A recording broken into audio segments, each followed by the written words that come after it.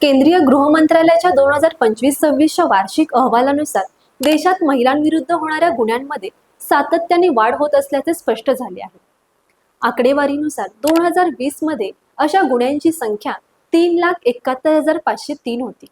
2021 मध्ये ती वाढून 4,28,278 झाली, तर 2022 मध्ये ती आणखी वाढून 4,45,256 इतकी झाली. अहवालात नमूद करण्यात आले आहे की महिलांविरुद्ध नोंदवलेल्या गुन्ह्यांपैकी सर्वाधिक म्हणजे 31.4% प्रकरणे ही पती किंवा त्यांच्या नातेवाईकांकडून होणारी क्रूरता या प्रकारात मोडतात. यानंतर महिलांचे अपहरण 19.2%, महिलांच्या सन्मानाला धक्का देण्यासाठीचे हल्ले 18.7%, बलात्कार 7.1% या गुन्ह्यांचा क्रमांक लागतो. गृह मंत्रालयाने मात्र या वाढीचे एक वेगळे कारणही दिले आहे. त्यांच्या मते FIR नोंदवणे बंधनकारक करणे, पोलिसांना अधिक संवेदनशील बनवणे आणि जनजागृती मोहिमा वाढवणे या उपायांमुळे गुन्ह्यांची नोंदणी वाढली असल्याचा गृह मंत्रालयाचा दावा आहे. त्यामुळे आकडे वाढले असले तरी त्याचा अर्थ प्रत्यक्ष गुन्ह्यात तितकीच वाढ झाली असे सरळपणे म्हणता येत नाही, असे मंत्रालयाचे मत आहे.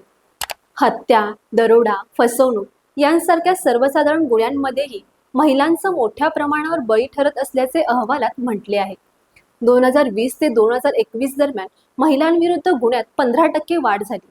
2021 ते 2022 दरम्यान ही वाढ 4% होती.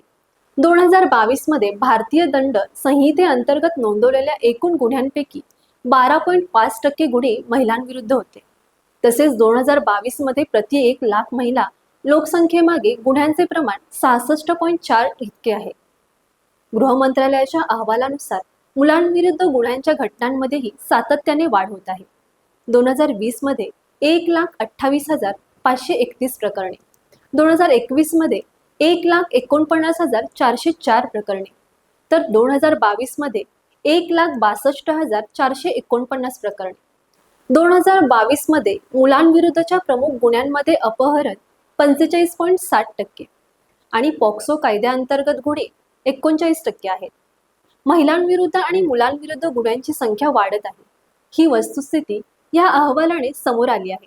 परंतु अधिक नोंदणी हे महत्त्वाचे कारण असल्याचा दावा गृह मंत्रालय करते. याबद्दल तुम्हाला काय वाटते ते कमेंट बॉक्समध्ये लिहा आणि महाराष्ट्र दिनमानचे YouTube चॅनल सबस्क्राईब करा.